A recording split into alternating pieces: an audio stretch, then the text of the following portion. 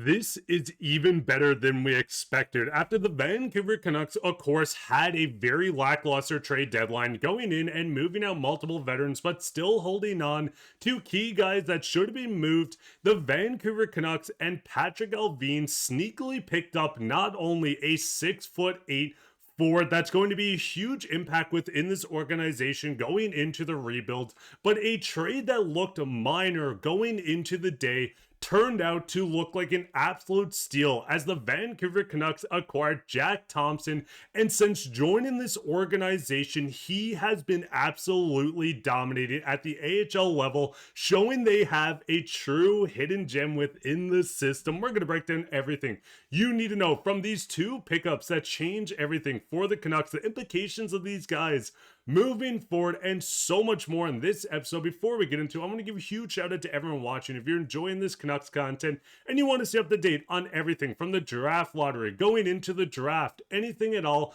make sure to hit that free subscribe button. It means the world, and I'll keep you up to date around the team. Now, I do want to touch on one player first before we get into Jack Thompson and Curtis Douglas, who was claimed off waivers by the Canucks going into the deadline, was a name that not a lot of people knew. Someone that joined this organization, of course, a very big body, I believe the second tallest player in the NHL, just behind Tyler Myers, former Canuck. 6'9", Curtis Douglas at 26 years old. The faceoff percentages are incredible. 60%, of course, a low volume.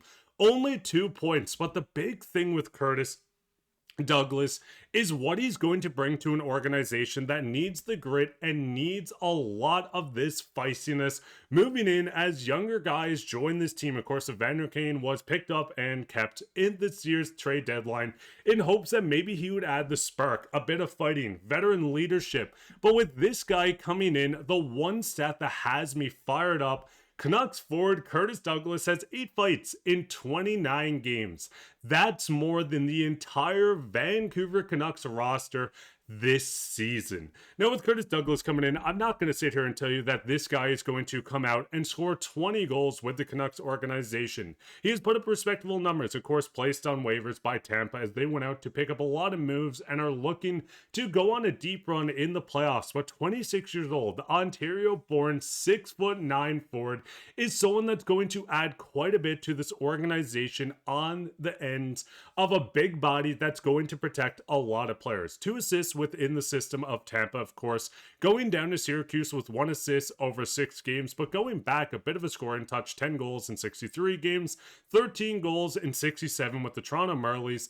This is the guy that's going to join this group at some point over the next span of games. We've seen the quotes coming through with Adam Foote where they said they wanted to get him in, but of course they came off that big win, so they wanted to keep the momentum. That didn't work out. They got a point, but at the end of the day, this is a guy that has 32 blocks in 29 games, and looking at this, a lot of people might say, hey, that's just over a hit a game. But looking at this, playing 5 minutes and 58 seconds, time on ice, of course, the face-offs, 3 wins, 2 losses, not a lot.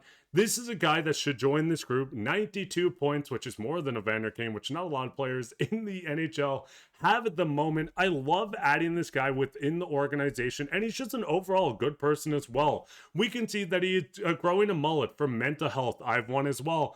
And the big thing is he's raising money, and I'm going to put his GoFundMe down in the description as well because it's awesome to see a player take the initiative and really step up as well. But this is a guy, it's going to be tough to stay in this lineup. Of course, looking through the Canucks team, Rossi, Ratu, and Bluger are 3 guys that are going to be playing in that middle 9 for the Vancouver Canucks, or bottom 9, I should say, with Pettersson at the 1C. But maybe we see him bounce in and out of this lineup. Maybe he comes in on the wing to take out Sasson for a game or 2. Maybe you move someone down and Evander Kane gets a sit a game as you're not going out to try to show off your shiny toy this year's trade deadline, because that's over, of course. But it gets even more interesting where, of course, you do need to resign him at the end of the season. A very good contract, 26 years old. And with the Group 6, you can read through this as well if you wanted to do a dive on exactly what it means. But this is a guy I could see the Canucks prioritize, try to bring in, especially if he makes it very certain that this is a team that needs an enforcer like this within the organization.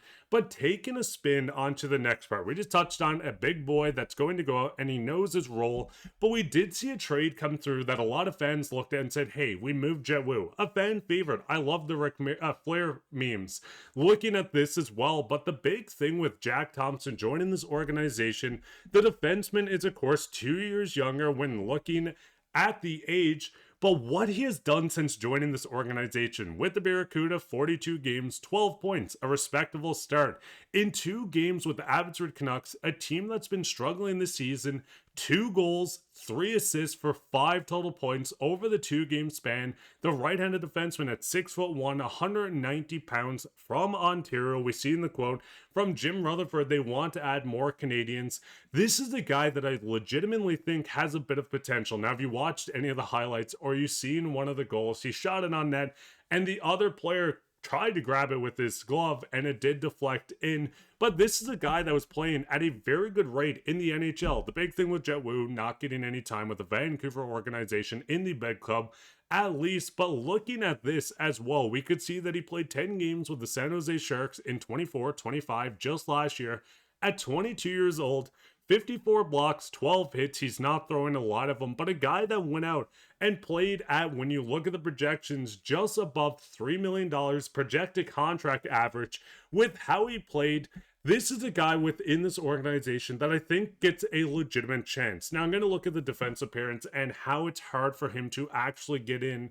But Jack Thompson, an RFA, so you own the rights. This is the guy that you can sign at the end of the season. We know this management group loves to go out and lock these guys up on that short bridge deal. We've seen it with so many guys within the organization. But I think with Jack Thompson, especially moving into this realm, where you have all the young guys within the team. On the defensive end, of course, on the right side, it gets tough. Hronek, Tom Villander, and Victor Mancini. But I think with the first injury, we see Jack Thompson make that jump. Pettersson, Boeser on the left side as well. The Canucks have a very young D-core, but moving into the rebuild, you need to take these chances. Jet Wu sadly was never going to get that chance with the Canucks organization, but now looking at Jack Thompson, a guy that might legitimately make the jump, 23 years old, still very young, born in 2002. A guy that's fit in perfectly with Manny Malhotra's system, the 5 points over the 2 games with the Abbey Canucks. I think we get something with this guy. Listen, if he turns into a third pairing right-handed defenseman on this Canucks team moving forward, even just in the rebuild, you already won the trade. Once again, Jet Wu, sadly, loved the kid, was not able to get into this organization. A fresh start for Jet Wu, and I hope he makes it into the NHL. I hope he's a full-time defenseman on that San Jose Sharks team going through. But guys, what is your thoughts? Not only on this with a guy coming through what looked like a minor trade, looking like a steal right now, but what is your thoughts on Curtis Douglas, the new Canuck, joining this organization to look to make an impact and stay in the NHL? Listen, if this guy's going to go out and protect his teammates, sign me up. I'm ready to get the jersey. But let me know your thoughts down in the comments because I love reading through them. There's so much to talk about with this team. I'm going to be covering prospects, going into the draft lottery, anything you can think of, and you want to see it, let me know down in the comments because I know it's going to be very gray going into the latter half of the season. But listen, the big picture is going out to get Gavin McKenna or Ivor Stenberg, and I cannot wait to witness this and what the Canucks do going into that first offseason in the rebuild. I've been your host, Mark. Bye, and take care, Canucks fans.